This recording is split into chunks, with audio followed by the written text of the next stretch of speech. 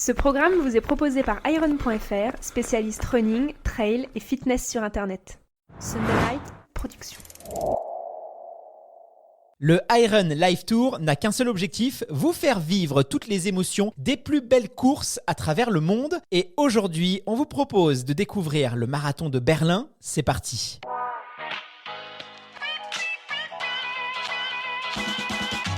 Bienvenue sur le podcast Dans la tête d'un coureur, l'émission de toutes celles et ceux qui aiment courir.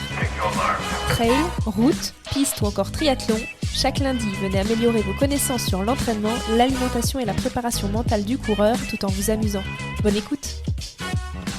Soyez les bienvenus sur le podcast Dans la tête d'un coureur et aujourd'hui nous avons le plaisir de vous proposer dans ce format Iron Life Tour une immersion au cœur de l'un des plus prestigieux marathons du monde, le marathon de Berlin. Et pour nous accompagner et nous faire découvrir ce marathon, j'ai le plaisir d'avoir à mes côtés Nicolas alias Running Addict sur YouTube. Nicolas, c'est un plaisir de te retrouver dans le podcast puisqu'on s'était laissé en avril dernier dans un autre marathon tout aussi prestigieux, c'était le marathon de Boston. Comment vas-tu depuis la dernière fois ? Salut Guillaume, ça va très bien, je suis en pleine forme et j'ai vraiment hâte d'aller courir ce marathon qui est aussi mythique que celui de Boston qu'on a vécu ensemble. C'est vrai que là, on s'apprête à vous faire découvrir l'un des marathons les plus iconiques du monde. Et d'ailleurs, pour vous expliquer un peu comment va se passer cet épisode, eh bien, c'est très simple. Avec Nico, en première partie, on va vous expliquer quelques éléments de contexte. Pourquoi finalement ce marathon il est aussi mythique. Et puis, en deuxième partie d'émission, on va se téléporter un peu dans le futur, puisqu'à l'heure où on enregistre cet épisode, on est à quelques jours seulement du départ. Mais on va faire un petit bond dans le futur et vous faire vivre en immersion l'ambiance et les émotions du marathon de Berlin au cœur de l'événement. Ça va être une sorte de vlog audio. Mais avant ça, Nico, j'aimerais qu'on prenne 2-3 minutes pour expliquer pourquoi finalement ce marathon de Berlin il est aussi mythique que ça. Parce que dès qu'on pense Berlin, on pense record du monde, on pense rapidité. D'ailleurs, c'est ma première question. Est-ce qu'il est si rapide que ça, ce marathon de Berlin ? Et si oui, pourquoi finalement c'est le marathon de tous les records ? En fait, il y a plein de choses qui font que le marathon de Berlin est le marathon de tous les records, autant pour les amateurs que pour les pros.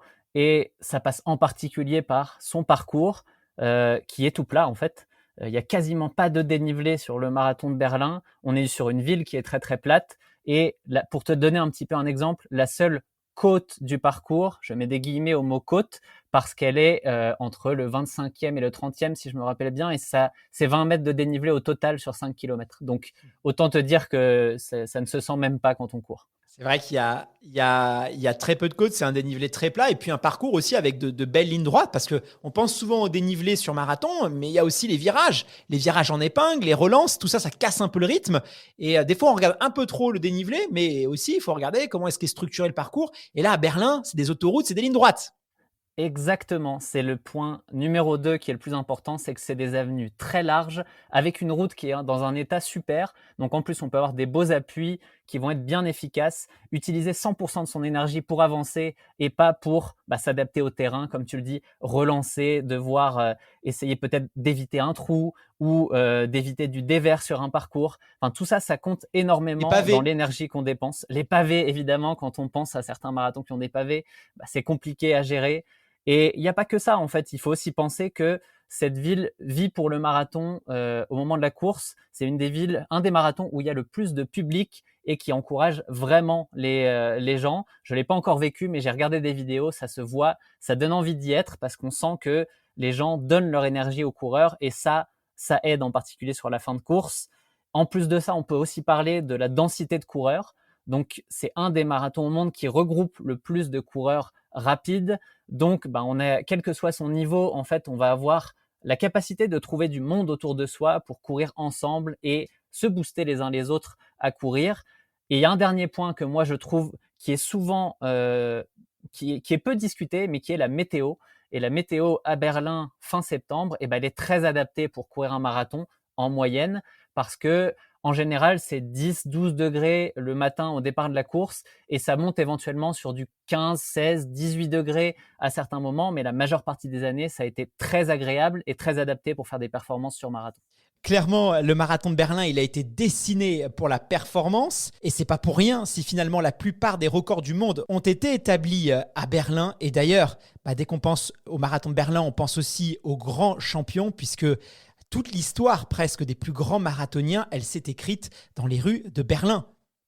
Clairement, enfin, moi, j'ai commencé à courir en 2004 et à cette époque-là, un des athlètes qui était, c'est toujours une légende de l'athlé, mais qui est peut-être un peu moins connu aujourd'hui parce qu'il a arrêté depuis quelque temps, c'est Haile Gebrselassie, qui était un roi de la piste et qui est passé sur marathon et qui est devenu un roi du marathon ensuite.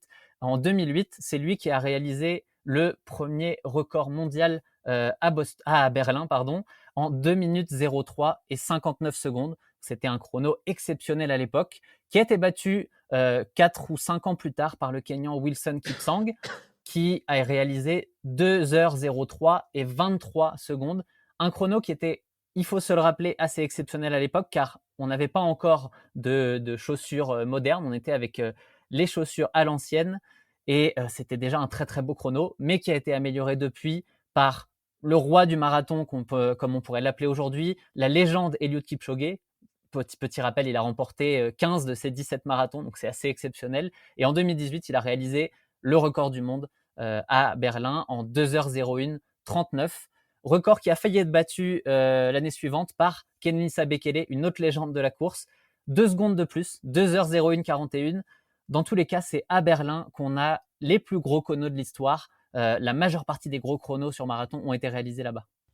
Bon, clairement, ça donne envie quand on entend tous ces noms de champions. Et justement, si certains de nos auditeurs ou auditrices ont envie de participer eux aussi à cette grande fête, pourquoi pas pour exploser leur record, comment est-ce qu'il faut faire? Est-ce que c'est compliqué d'avoir son dossard pour le marathon de Berlin? Alors, c'est un peu plus simple à Berlin qu'à Boston, où Boston, c'est assez strict sur les minima et c'est très compliqué d'avoir un dossard en dehors de ça. Berlin est un peu plus simple parce qu'il y a une loterie qui permet de s'inscrire donc quasiment 1 an à l'avance. Je me remettais sur le moment où moi je me suis inscrit, c'est il y a très longtemps. Je me suis inscrit à cette loterie pour participer au marathon de Berlin et j'ai eu la chance d'être sélectionné. Donc moi je suis passé par la voie la plus classique en fait que tout le monde peut utiliser. Mais il y a plein d'autres moyens de pouvoir participer au marathon de Berlin. Il y a aussi des critères de performance, de qualification. Donc là, pour les coureurs jusqu'à 45 ans, il me semble qu'on parle d'un chrono sous les 2h45. Donc on est sur un critère de performance encore plus haut que ce que demande le marathon de Boston là-dessus.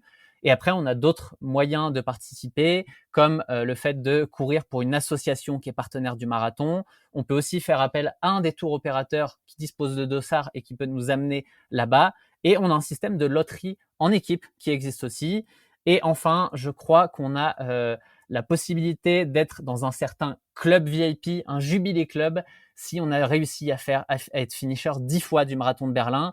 Je pense pas qu'il y ait énormément de monde qui fait partie de ce club-là dans les gens qui nous écoutent. Ah, qui sait, on a peut-être des auditeurs particulièrement talentueux, va savoir. En tout cas, une chose est sûre, c'est quand on a la chance de pouvoir courir à Berlin, eh bien, on y va généralement pour essayer de battre son record ou tout du moins de s'en approcher. Et du coup, ça pose la question de la préparation. Alors, on va en discuter dans quelques instants parce que je sais que pour toi, le marathon de Berlin, c'est l'un de tes principaux objectifs de la saison. Mais avant ça, j'aimerais parler d'une spécificité de ce marathon, c'est qu'il a lieu en septembre, ce qui implique une préparation, généralement c'est 12 semaines. Donc là, ça nous renvoie à une préparation au mois de juillet, au mois d'août, qui sont l'été, en tout cas en France, et des mois qui sont particulièrement chauds. Et encore plus cette année, on a vu avec des journées, des semaines de canicule. Du coup, j'imagine que cette condition climatique, il faut la prendre en compte quand on prépare un marathon comme celui-là.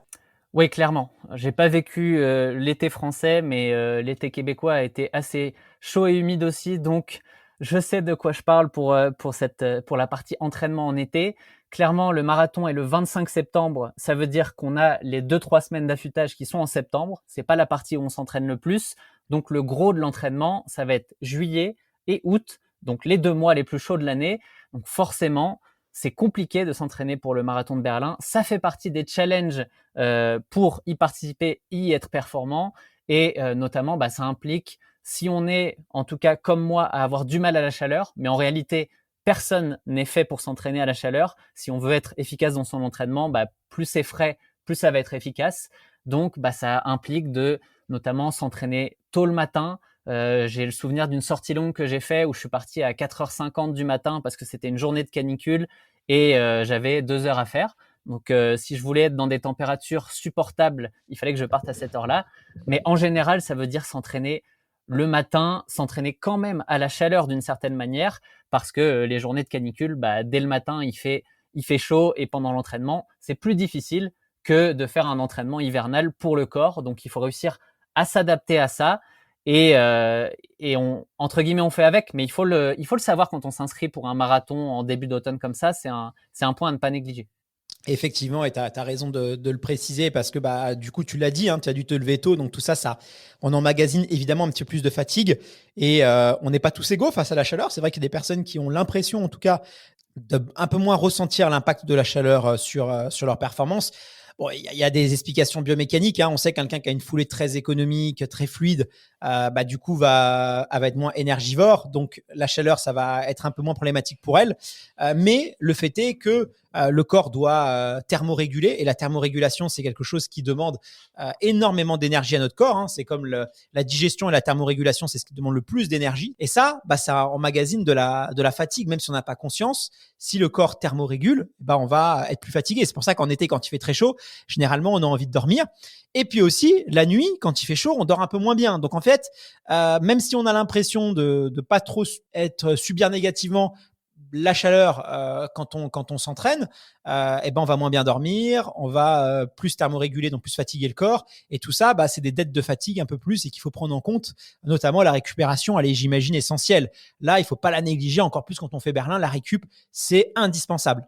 Ouais, clairement. Dans tous les cas, sur une prépa marathon, la récupération, c'est le critère numéro 1 parce que si on veut pouvoir encaisser les charges d'entraînement et être à 100% d'entraînement en entraînement, on doit être au top sur sa récupération. C'est un indispensable, mais c'est encore plus important quand on va générer une fatigue supplémentaire avec un facteur externe comme la chaleur parce que, je parlais de ma sortie longue de 2 heures et de toutes celles qui ont été vraiment longues, on revient avec un surplus de fatigue qu'il va falloir réussir à effacer avant l'entraînement suivant pour pouvoir continuer de progresser et ne pas tomber dans un cercle qui serait du surentraînement et du coup là où l'entraînement devient moins efficace. Donc tout ça, il faut le gérer. Il faut aussi beaucoup s'écouter à ce moment-là parce que le corps nous envoie les signaux à l'avance en fait.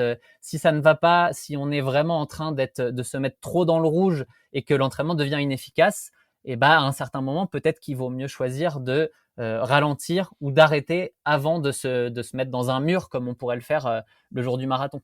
Donc tout ça, c'est des choses qui sont pas faciles à gérer l'été.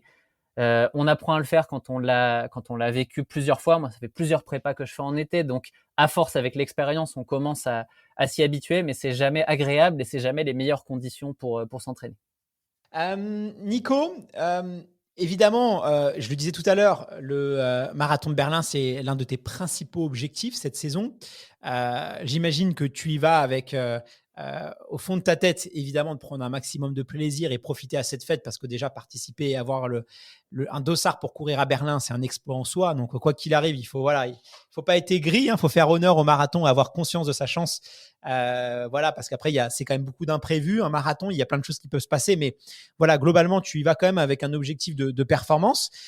Est-ce que du coup, dans ta prépa, par exemple, à comparer à celle de Boston ou à d'autres marathons, est-ce que là, peut-être tu as changé quelques éléments pour vraiment être capable de courir le plus vite possible au marathon? Est-ce que toi, tu as adapté un peu ta prépa, tu as travaillé différemment? Est-ce que tu as mis des choses en place un peu différentes dans cette optique de performance? Est-ce que tu peux nous en dire un petit peu plus ou pas peut-être? Ouais, tout à fait. Aucun problème, je suis totalement transparent là-dessus.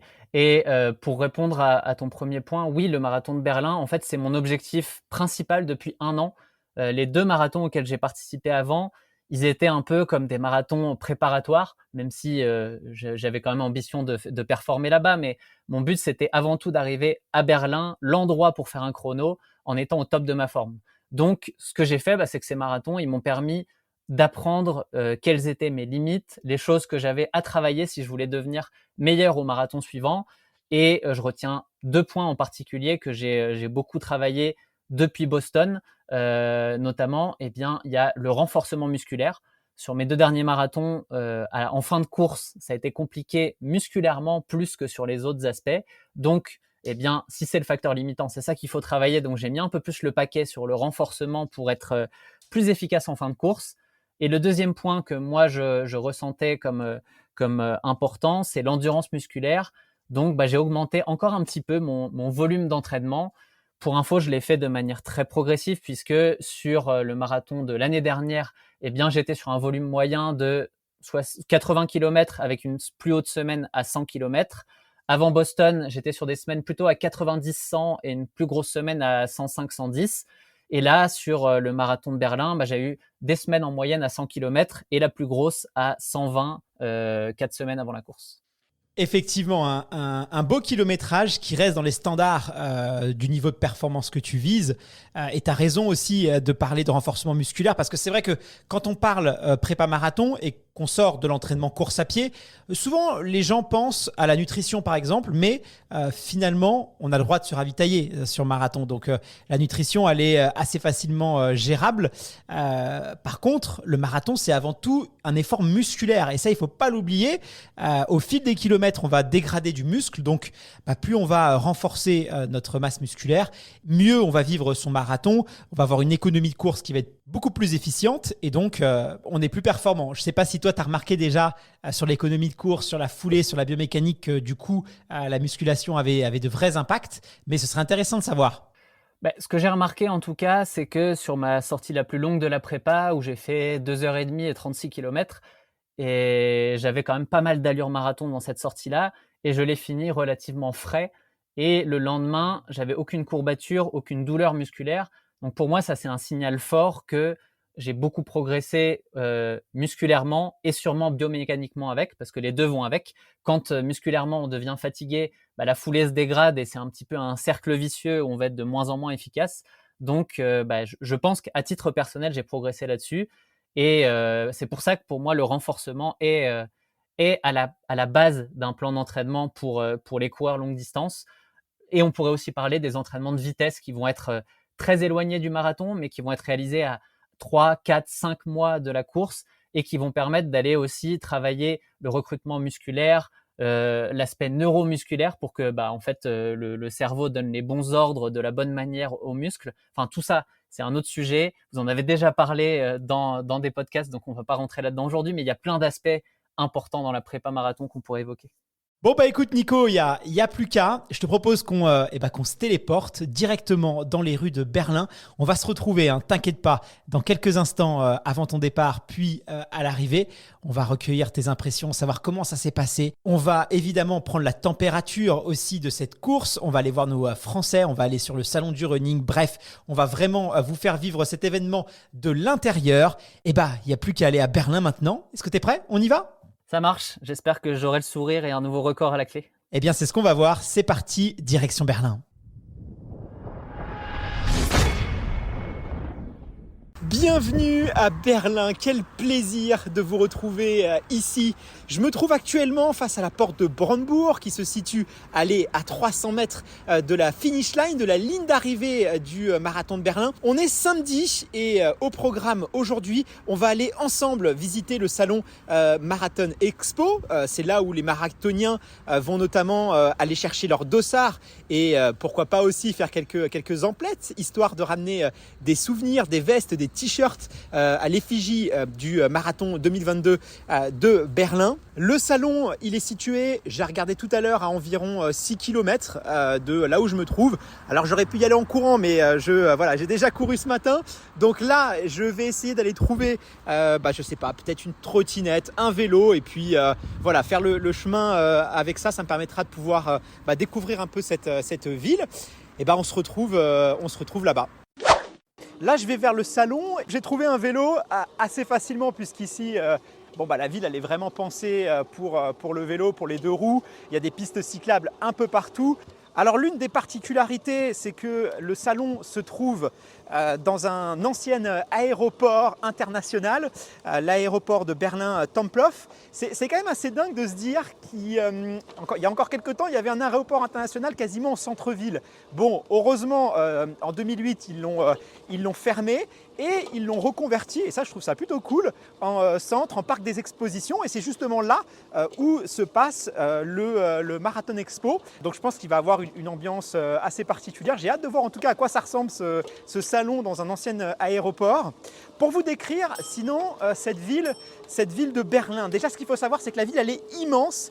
Il y a une superficie d'environ 890 km. Pour vous donner un exemple, Paris c'est 105 km, donc c'est 8 fois plus grand. La population elle est aussi importante puisque vous avez environ 3,8 millions d'habitants. Là encore c'est plus qu'à Paris puisqu'on est 2,1 millions à Paris, mais du coup vu que c'est beaucoup plus grand, la densité elle est moins importante et on ne se sent pas les uns sur les autres comme on peut avoir dans la capitale ou les grandes villes de France. Alors évidemment c'est une ville qui est chargée d'histoire. Il faut savoir qu'elle a été détruite à près de 80% pendant la guerre, mais pas seulement, puisque dans les années 60, le maire de la ville, qui par la suite est devenu chancelier, a décidé de redétruire une grande majorité de la ville pour la reconstruire, puisqu'il n'était pas forcément satisfait de ce qui avait été fait juste après la guerre, et du coup il voulait la moderniser, il voulait la rendre plus agréable. Et résolument, cette ville de Berlin aujourd'hui, elle est tournée vers l'avenir. L'architecture, elle est plutôt moderne, contemporaine. On aime ou on n'aime pas, ça après c'est les goûts et les couleurs de chacun. Mais en tout cas, la ville, elle est égayée par les nombreux parcs, par les rivières, les lacs. Il y en a vraiment un peu partout. Ça, c'est très agréable quand on est un coureur parce qu'on peut facilement trouver un peu de verdure dans le centre-ville. Et à mon avis, ça doit rendre la vie des Berlinois très agréable. Écoutez, je vais arrêter l'enregistrement là parce que je me fais klaxonner. Ici, ça va assez vite sur les pistes cyclables. On se retrouve au salon. À tout à l'heure. Alors je viens d'arriver à Running Expo. Déjà ce que je peux vous dire c'est que c'est très très bien organisé à l'allemande, pas de file d'attente, les files des gens qui rentrent, qui sortent, tout est très très bien millimétré. Et dès que vous rentrez dans le parc des expositions, vous êtes dans le hall de l'ancien aéroport. Et d'ailleurs ils ont conservé les bornes vous savez, d'enregistrement où on dépose les bagages. Vous avez aussi les noms des compagnies aériennes, Skyline, Air Bourbon. Donc ils ont laissé ça un peu dans le jus. Je trouve ça très très bien. Allez, je me dirige vers les différents stands. On se retrouve tout à l'heure. Alors pour vous décrire cette expérience sur Run Expo, une fois que vous êtes passé par le hall d'entrée, vous devez, pour accéder au salon du running, bien traverser l'ancienne piste d'atterrissage et de décollage de l'ancien aéroport. Et ce qui est drôle, c'est que vous avez des anciens avions des années 80-90, vous savez, ces avions à hélice qui sont encore sur la piste. Il y en a quelques-uns, donc c'est assez improbable. Et il y a beaucoup de monde. Alors pourquoi il y a du monde ? Tout simplement parce que ce matin, on est samedi matin, il y a les courses enfants qui arrivent. L'arche de départ et l'âge d'arrivée est situé justement sur la piste d'atterrissage. Donc il y a pas mal de parents, il y a une très bonne humeur, il y a des rires d'enfants, c'est très très sympa. Et sur cette piste d'atterrissage, vous allez aussi retrouver des stands, mais des stands de nourriture où vous allez pouvoir déguster déjà c'est les fameux bretzels de Berlin. Vous savez, il y en a nature, au fromage, au lardon. C'est vraiment une des spécialités ici. Et des stands de saucisses, des stands, vous allez voir, saucisses frites et des stands de bière. Et c'est assez drôle parce que du coup, il y a pas mal de monde qui boivent des bières. Il est assez tôt là, comme j'ai dit, à peu près 11h, 11h15. Et voilà, on n'est pas forcément habitué à voir ça en France sur les salons du running. Donc voilà, écoutez, je me dirige vers les exposants. On va voir s'il y a des trucs intéressants, des souvenirs, des produits cool à trouver. On se retrouve à l'intérieur. Alors je suis au cœur du salon Running Expo qui est situé dans un ancien hangar de dépôt d'avions. On est toujours un peu dans l'originalité. Alors pour vous décrire un peu ce qui s'y passe, il y a pas mal de stands d'équipementiers. Vous allez avoir Oka, vous allez avoir Altra, il y a également On Running ou encore aussi Garmin. Et selon un petit potin que je vais vous dire, selon une rumeur, l'équipementier Nike n'a pas eu le droit de s'y installer puisque vous n'êtes pas sans savoir que c'est Adidas, le partenaire officiel du marathon de Berlin, et paraît-il qu'ils auraient déposé un veto. Je ne sais pas si c'est vrai, mais voilà, je vous glisse l'anecdote. On se rend compte qu'il y a encore un peu de rivalité entre ces deux marques. Là, je cherche justement le stand d'Adidas, histoire de voir les produits officiels. Est-ce que je vais craquer pour un petit souvenir ? Je ne sais pas. Réponse tout à l'heure sur le stand du partenaire officiel. Ça y est, je viens d'arriver sur le stand Adidas. Là, je peux vous dire qu'ils ont sorti l'artillerie lourde parce qu'il est énorme. C'est bien plus grand qu'une boutique Adidas. Ça doit faire 3 ou 4 fois la taille de la boutique Adidas de Berlin. Il y a énormément de produits. Vous allez retrouver des shorts, des débardeurs, des t-shirts, des pulls, une énorme collection à l'effigie du marathon de Berlin. Je vous avoue que c'est un peu frustrant parce que nous, à Paris, il y a vraiment 2 t-shirts qui se battent en duel et on trouve vraiment rien. C'est vraiment dommage d'ailleurs. Mais là, voilà, si vous aimez un peu les produits autour des marathons auxquels vous participez, vous allez être servi. La veste, elle est magnifique. C'est une veste kaki vert. Elle est très moderne, elle est épurée, elle est magnifique. Je ne sais pas si je vais craquer, peut-être, mais voilà, je peux vous dire qu'elle me donne très envie. Bon, finalement, j'ai pas craqué pour une veste parce que bon, j'en ai vraiment pas l'utilité, j'en ai déjà beaucoup et puis elles sont quand même pas données. Là, je suis face au stand, vous savez, World Marathon Major, puisque évidemment le marathon de Berlin fait partie des 6 majors. Et pour la petite anecdote, bientôt, on va avoir un 7e marathon sur ces majors. Pour l'instant, 3 pays se détachent du lot. Il y a un pays en Chine, un pays en Afrique du Sud et un autre en Australie. Donc voilà, si vous voulez avoir un jour cette fameuse médaille, il va falloir ajouter un marathon à votre liste. Et selon nos informations, ce serait plutôt le marathon de Chine qui serait privilégié. À mon avis, vu la population chinoise et ce marché-là, je pense que le World Marathon Major, voilà, a un peu plus d'enjeux sur le continent asiatique. Allez, on se retrouve tout à l'heure. Alors j'ai peut-être parlé un peu vite. Tout à l'heure je vous disais que c'était extrêmement bien organisé, qu'on rentrait de manière très fluide. Et c'est vrai, en tant que non-participant, en tant que visiteur du salon, eh bien voilà, tout se passe très très bien. En revanche, j'ai croisé quelques coureurs qui m'ont dit qu'ils ont attendu plus de 2 heures pour récupérer leur dossard. Donc je peux vous dire qu'avant votre marathon, quand vous attendez 2 heures, vous faites un peu la tête. Et apparemment, l'organisation n'est pas si carrée que ça. Je vais essayer de trouver un petit témoignage et puis on va voir comment est-ce qu'ils ont vécu ça. Alors je viens de retrouver Steve qui est un coureur de la région parisienne. Steve, apparemment, on m'a dit que c'était une galère pour récupérer le dossard. Comment est-ce que ça s'est passé toi ? Ça a été compliqué. Après, pas de surprise parce que le samedi en général c'est toujours un petit peu le cas.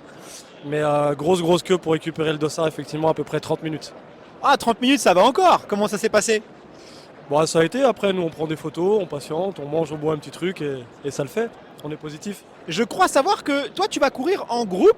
Comment est-ce que vous avez fait pour tous avoir votre dossard ? Parce que normalement c'est un tirage au sort, je comprends pas. Alors on a fait une demande groupée, nous on était 3 précisément. Et visiblement, quand on fait une demande groupée, on a plus de chances d'être tiré. Donc voilà. Bon, ça, c'est une info qui est intéressante. C'est quoi l'objectif pour demain ? Tu sais que le marathon de Berlin, c'est l'un des marathons les plus rapides du monde. J'imagine que tu as peut-être derrière la tête l'envie de faire un chrono. Oui. Donc moi, ça va être un peu mon jubilé demain. Je tente 2h49. 2h49, ça, c'est ton record personnel ? Alors moi, c'est mon 7e marathon. Je vais être un petit peu bavard. J'ai fait 3h59, 3h43, 3h36, 3h29. 2,59, 2,54 et là on tente 2,49. Bon écoute, je te souhaite bonne chance pour demain et puis rendez-vous sur la ligne d'arrivée. Ça marche, merci beaucoup, à demain. Je suis avec Caroline. Caroline, alors toi il y a une particularité, c'est que tu vas faire ton tout premier marathon au marathon de Berlin. Je crois que là tu vas commencer avec le Nec Plus Ultra du marathon. Comment est-ce que tu as fait pour avoir un dossard ? Parce que pour un premier marathon c'est quand même assez incroyable de commencer par Berlin. En fait, je suis franco-allemande. Je suis née à Paris et j'ai habité à Berlin. Donc pour moi, c'était soit l'un des deux. Et j'ai tenté ma chance à Berlin. Ça a marché. Donc je me suis dit, c'est l'occasion de se lancer sur un marathon. Alors comment est-ce que tu te sens ? Est-ce que tu te sens prête pour demain ? Est-ce que tu t'imagines un peu les choses ? Comment tu vois le truc ? Je pense que je me sens prête, mais en fait, je réalise pas du tout. C'est une distance qui, pour moi, que je respecte beaucoup et ça me paraît tellement irréaliste. Mais j'ai très hâte. La préparation s'est bien passée. Est-ce que tu te sens confiante ? Dans l'ensemble, ça va. Je pense qu'une prépa parfaite, ça n'existe pas. Il y a eu quelques petits soucis, notamment au début de ma prépa où j'ai malheureusement eu le Covid, donc j'ai dû m'adapter. Mais dans l'ensemble, ça allait. Donc plutôt satisfaite. Bon, j'espère que tu t'es bien rétabli. Est-ce que tu as déjà fait d'autres compétitions ou le marathon c'est ta première ? Non, il y a eu plusieurs semis. J'ai fait par exemple cette année un semi à Milan. J'ai déjà fait aussi le semi à Berlin. Donc il y a eu déjà plusieurs semis avant ça. Et des 10 km aussi par exemple. Bon bah écoute, je te souhaite une bonne course. Normalement, demain, à peu près à cette heure-ci, tu seras marathonienne. En tout cas, c'est tout ce qu'on te souhaite. Donc repose-toi bien ce soir et à demain sur la ligne d'arrivée. Merci beaucoup. Je viens de sortir de Running Expo. Qu'est-ce que je peux vous dire en conclusion ? Eh bien, toute la partie extérieure sur la piste d'atterrissage et décollage est vraiment sympa, notamment avec tous les food trucks. Il y en a énormément, donc vous pouvez trouver plein de choses à manger pour les gourmands et les plus diététiques. Voilà, il y a du choix. Ensuite, la partie intérieure avec tous les stands d'équipementiers, de marques.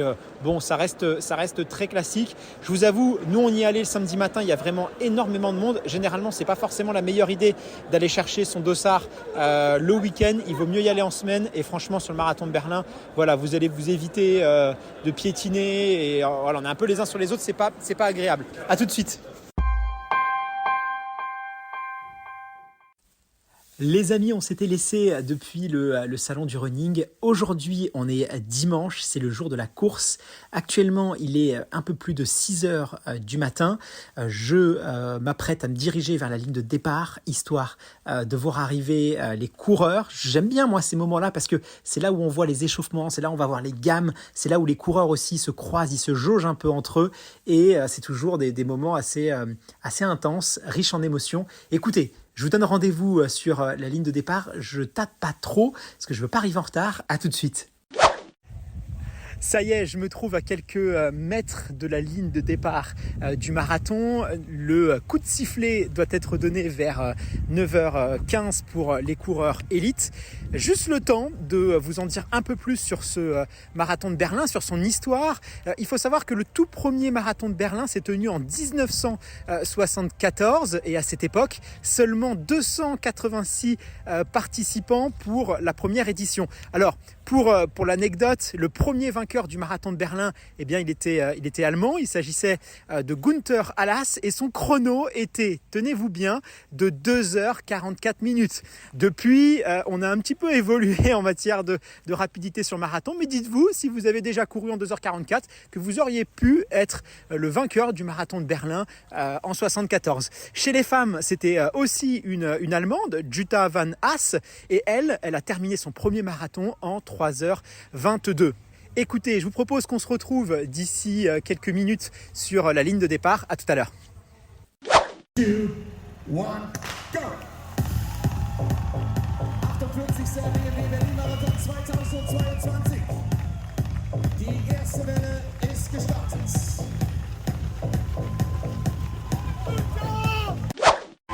L'ambiance est complètement dingue sur le marathon de Berlin. Pour vous donner une idée, actuellement dans les rues de la capitale, il y a 1 million de spectateurs dans les rues pour encourager les coureurs.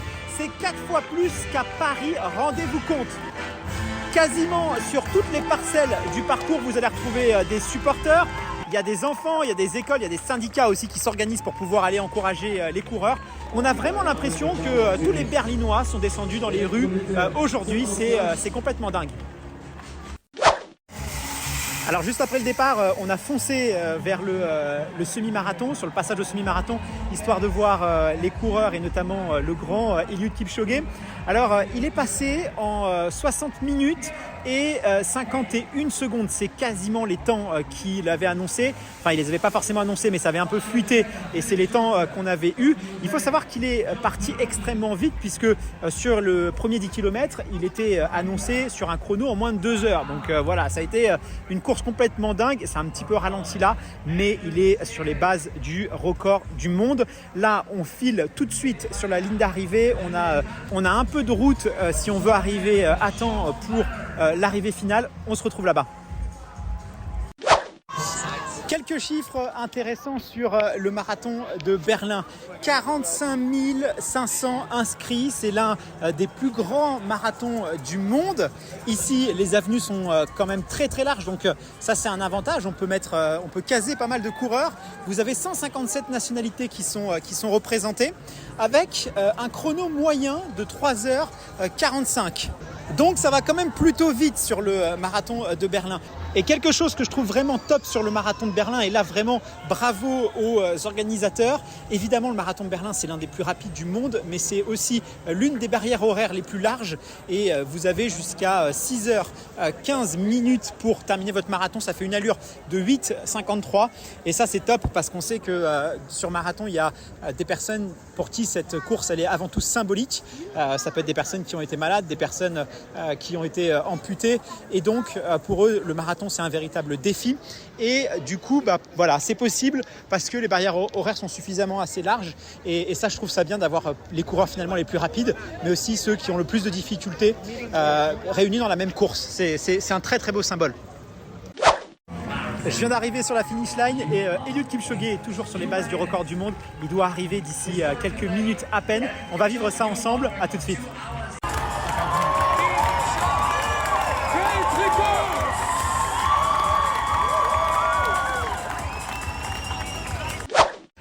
Ça y est, on vient à l'instant d'établir un nouveau record du monde d'Eliud Kipchoge en 2h01,09. Rendez-vous compte, c'est un chrono absolument phénoménal.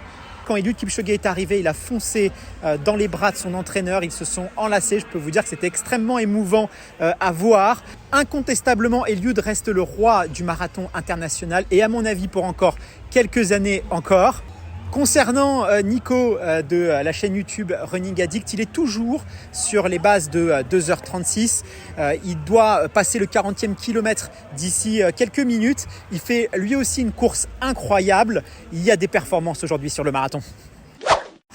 Alors petite info qui moi m'a surpris sur le marathon de Berlin, je vous la partage. Il faut savoir qu'il est strictement interdit de porter des écouteurs tout au long du parcours.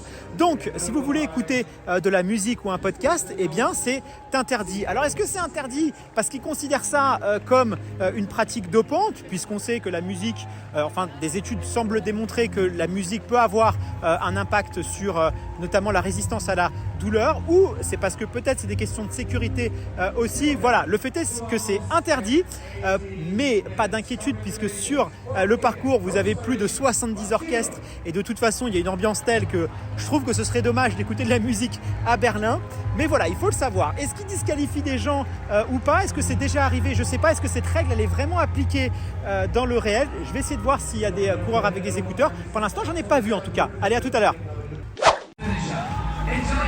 Nico de Running Addict vient à l'instant de passer la ligne d'arrivée en 2h37,01 je crois. Il pulvérise son ancien record. Il est juste devant moi là. Il est en train de se remettre de sa course, de ses émotions. On va aller lui poser quelques questions. À tout de suite. Alors Nico, tu viens à l'instant de terminer ton marathon. Comment est-ce que ça s'est passé? Ça s'est très bien passé. Alors là tout de suite j'ai mal partout, je suis dans un état lamentable, mais j'ai été le chercher. J'ai été plus vite que ce que j'avais prévu. J'ai attaqué sur ce marathon. Ça finit en 2,37 à peu près, alors que j'avais travaillé 2,38. Donc très très cool, je suis très content. T'es parti sur des bases assez rapides. T'étais jusqu'au 30e kilomètre, t'étais prévu en 2h36. Est-ce que tu as une fin de course peut-être un petit peu plus difficile? Ouais, un peu difficile, mais je l'ai cherché parce que j'ai attaqué à partir du 27-28, un peu plus tôt que ce que j'avais prévu, ce que je me sentais bien. Donc ce que j'ai gagné à ce moment-là, je l'ai un peu reperdu sur la fin, mais au global, c'est top quoi. Les conditions, elles étaient vraiment excellentes tout de suite. Tu as vu que tu avais ta carte à jouer, tout de suite tu as vu que les sensations étaient là, que les jambes répondaient présentes. J'imagine que ça doit être génial d'avoir ces sensations-là. Exact. Je suis pas parti trop vite là sur le premier 5 à 10 premiers kilomètres. Je suis resté quand même relativement calme. Mais j'ai senti que je les avais les jambes aujourd'hui, donc j'ai attendu mon heure et quand j'ai attaqué, ça fait plaisir quoi. Je l'ai payé un peu sur la fin, mais il faut se faire plaisir sur les courses aussi. Bon, c'est un excellent chrono, c'est un record personnel, toutes mes félicitations. Repose-toi bien et puis on se retrouve rapidement. Merci Guillaume, à la prochaine. Bon, je vous propose d'aller retrouver avec moi Manu du site Wanna-Run. Il a pas mal de petites anecdotes et d'informations pour le moins surprenantes sur le marathon de Berlin. On va lui lui poser la question aussi de la paire de chaussures que portait Eliud Kipchoge aujourd'hui, parce que moi je ne la connaissais pas et elle a l'air assez surprenante. Donc il va nous expliquer tout ça. À tout de suite. Je viens de retrouver Manu du site Wanna-Run. Salut Manu, comment est-ce que ça va? Est-ce que tu as vu, est-ce que tu as savouré cette édition 2022 du marathon de Berlin qui était complètement dingue? Salut Guillaume, salut à tous. Eh ben écoute, j'étais devant ma télé en train de regarder et j'ai pris énormément de plaisir puisqu'en plus comme j'ai fait le marathon de Berlin l'an dernier, j'ai reconnu les passages, ça m'a rappelé plein de souvenirs et tout. Et puis en plus tout ce qui s'est passé et ces temps stratosphériques, c'était vraiment un grand moment de course à pied aujourd'hui. Effectivement, c'était incroyable. Alors, exceptionnellement, tu n'es pas avec nous à Berlin, puisque je crois que tu as une bonne excuse. Oui, c'est ça, oui. Je suis en toute fin de préparation pour le marathon de Londres. Donc voilà, j'y serai la semaine prochaine. Et puis j'avais quelques obligations ce week-end, donc j'ai pas pu me rendre à Berlin avec vous.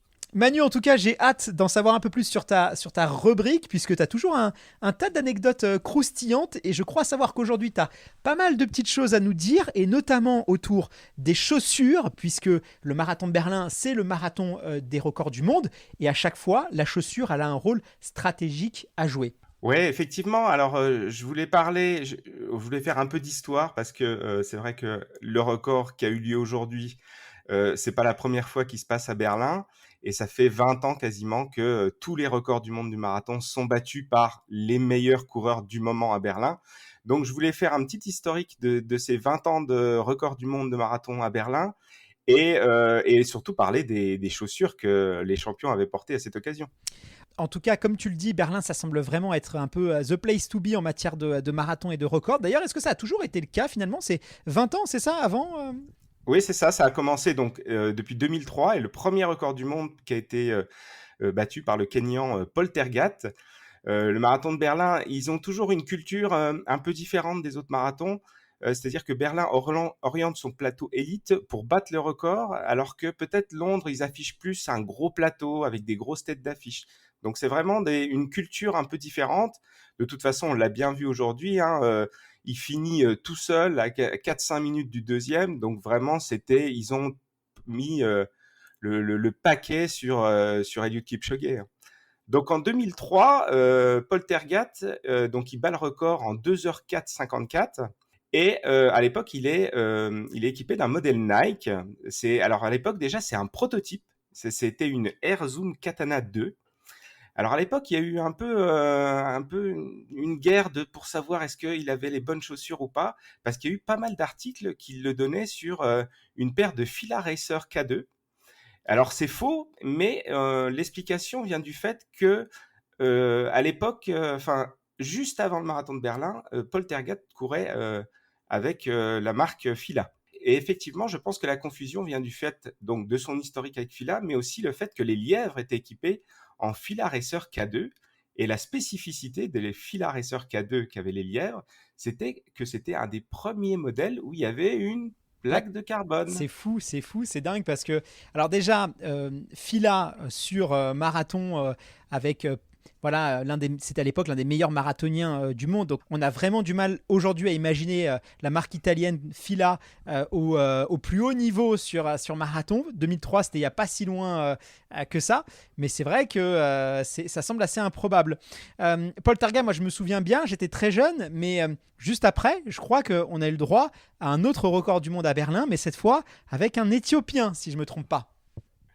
Alors tout à fait, on passe en 2007 avec le grand Haile Gebrselassie qui bat le record en 2h04,26. Alors encore une fois, il y a encore eu des discussions sur le modèle de chaussures utilisé, puisqu'à l'époque, Adidas avait sorti une Adidas Adistar Competition avec une plaque de carbone qui s'appelait ProPlate. Et donc beaucoup de journalistes à l'époque ont attribué le record, enfin les chaussures du record à cette fameuse paire. Mais en fait, Adidas a signalé l'erreur et en fait, il s'agissait d'une Adidas Concerto 2 qui était une chaussure ultra légère puisqu'elle pesait 180 grammes. Mais on était très très très loin du confort des modèles actuels, hein. C'était vraiment extrêmement light. Alors après, Haile, bien sûr, recommence l'année d'après, en 2008. Il fait un doublé et il met le record à 2h03,59. Donc là, c'est une barre mythique puisque c'est la première fois qu'on passe en dessous des 2h04. Et le modèle qu'il utilise, ça va devenir un des modèles référence, on va dire signature d'Adidas, puisque c'est la Adizero Adios, qui était un excellent compromis à l'époque entre le poids, qui faisait pour un 210 grammes, et puis quand même un confort un peu plus que la fameuse Concerto 2 qu'il avait utilisé l'année d'avant. Alors, faut savoir que la veille de la course, Hailey a essayé le prototype de l'Adios et il a pris la décision la veille de courir le lendemain avec ce modèle. Donc des fois on dit faut toujours tester les modèles avant la course. Bon bah là il nous fait mentir puisqu'il va battre le record avec un modèle prototype qu'il a juste essayé à côté de l'hôtel la veille. Bon, effectivement, il faut plutôt éviter ce genre de stratégie parce que ça peut se passer très très mal. Là, j'imagine qu'il avait une grande confiance en Adidas et puis il connaît bien ses sensations et il a dû voir tout de suite que ça a pu le faire.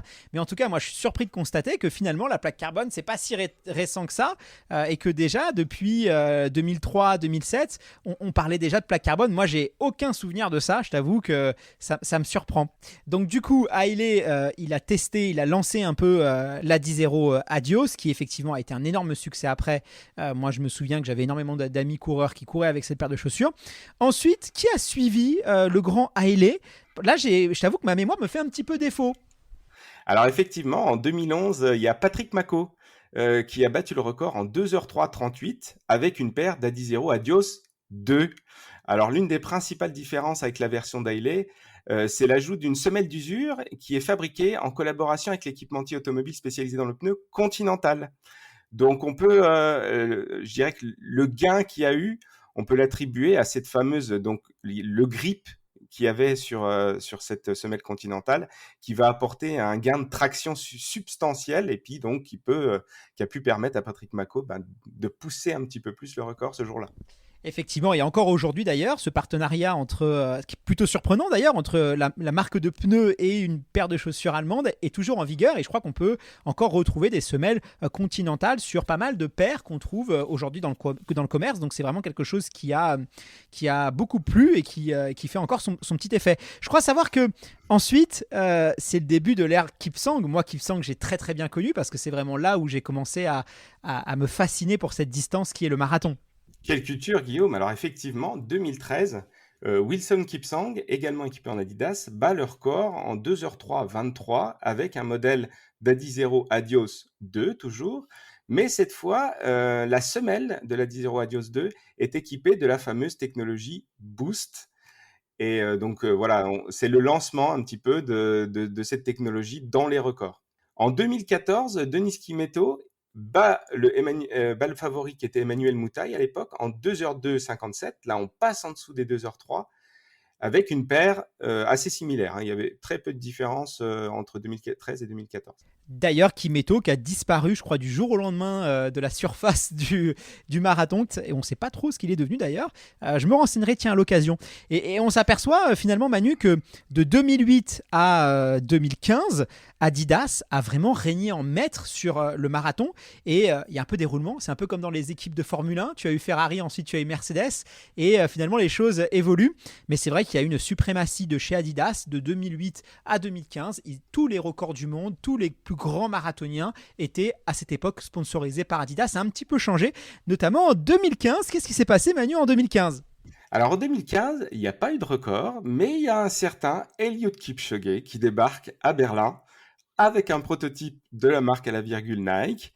Et alors là, il y a eu quelque chose, je pense que tous les commentateurs s'en rappellent. D'ailleurs, ils en ont parlé encore ce matin dans leur transmission de l'équipe avec Christelle Donnet qui a parlé de cette anecdote. Au bout de quelques kilomètres, on commence à s'apercevoir qu'il y a un élément qui dépasse à l'arrière de la chaussure. Alors, je me souviens encore de cette retransmission. Et alors, tout le monde se demandait, mais qu'est-ce qui se passe ?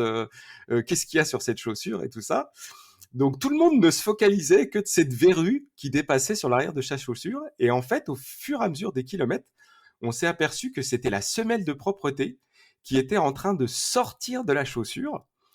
Alors, ça a eu finalement assez peu d'incidence puisque Eliud Kipchoge gagne le marathon de Berlin en 2015, équipé par Nike, et il gagnera tout de même la course en 2h04, en passant la ligne d'arrivée avec les semelles qui étaient quasiment sorties. On voyait, je pense qu'il y avait une quinzaine de centimètres de la semelle qui était en dehors de la chaussure. C'était vraiment surréaliste. Alors on peut se demander quel aurait été le temps de Kipchoge s'il n'y avait pas eu ce petit souci. Apparemment, lui avait pas l'air plus gêné que ça. Manu, je pense maintenant que tu vas me parler de 2018. Oui, bah, bien sûr, oui. Après, effectivement, hein, 2018, c'est quand même plus récent, donc le souvenir est encore frais. Donc 2018, il faut savoir que c'est la 3e victoire d'Eliud Kipchoge. Et là, vraiment, il y a un gros coup de massue puisqu'il fait un temps officiel en 2h1:39. Et là, tout le monde découvre au grand jour le prototype de la fameuse Nike Vaporfly Next%. Alors, il y a une petite anecdote intéressante sur la Nike Vaporfly Next%. C'est que, donc, il y a la fameuse plaque de carbone, bien sûr, mais il y a aussi la fameuse mousse, ZoomX. Ce qui a vraiment développé la plaque de carbone, c'est l'association de la mousse et de la plaque. Il faut savoir que cette mousse, elle est faite en Pebax. Et en fait, le Pebax, c'est une matière, entre guillemets, un polymère plastique, hein, comme ils disent ça, mais qui est créé à partir d'huile de ricin. Il faut savoir que cette huile, elle peut donner de la ricine, qui est carrément une arme biologique, c'est un poison, en fait. Donc, en fait, sur la même plante, le ricin, eh ben, on arrive à faire des chaussures de course ou des armes biologiques. Alors après, est-ce que vous choisissez la guerre ou le sport? C'est un peu utopique. T'as toujours des infos un peu improbables, Manu. Bon, tout ça, ça nous amène jusqu'à aujourd'hui, jusqu'à ce marathon de Berlin. Et moi, j'étais aux premières loges. J'ai même vu Eliud, je t'ai envoyé la vidéo, mettre ses chaussures. Et là, on a vu encore un design assez nouveau qui change de la Next%. La Alpha Fly Next% 2, tout orange. Elle était assez des chaussures du futur, hein. Là, vraiment, on a passé au niveau design, c'est assez surprenant. Est-ce que tu en sais un petit peu plus sur ce modèle? Est-ce que c'est un prototype? Est-ce que c'est un modèle qui est commercialisé? Qu'est-ce que tu peux nous dire un peu sur cette chaussure-là? Alors, effectivement, la différence qu'il y a entre 2018 et maintenant, c'est qu'il y a eu quelques réglementations, hein, qui ont un peu apporté un cadre à cet engouement technologique autour des chaussures. Donc, effectivement, c'est la Alpha Fly Next% 2 qui est sortie vers mai-juin et en fait que vous pouvez acheter, par exemple, pour ne pas le citer, chez iron.fr. Et donc là, c'est le modèle qui est orange, hein. Ils ont choisi, je pense, ils savaient très bien qu'il y avait un risque de record. Donc, Nike a mis le modèle, je pense, le plus voyant, hein, parce que ce orange-là, il flashait bien et puis on l'a bien vu à la télé. Donc, effectivement, c'est un modèle qui est disponible et que vous pouvez acheter dès demain matin si vous voulez vous préparer pour battre le record du monde, peut-être l'an prochain à Berlin. Donc finalement, c'est un modèle grand public aujourd'hui qui est détenteur du record du monde. Bon, écoute Manu, merci infiniment pour toutes ces infos. On a appris plein de trucs. T'es une vraie petite encyclopédie de la chaussure, Manu. Ouais, je veux remercier, il y a un journaliste américain qui est une véritable encyclopédie de la chaussure, du marathon, etc.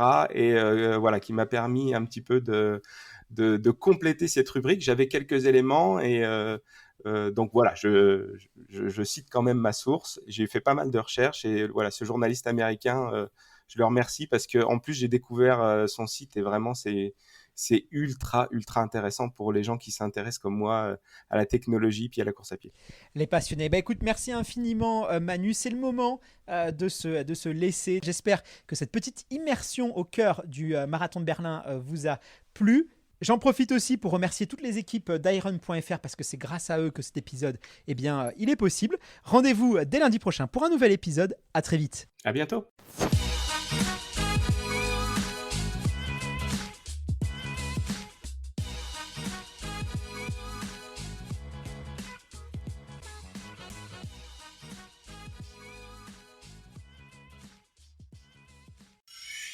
Cette émission vous a été proposée par iron.fr, spécialiste running, trail et fitness sur Internet.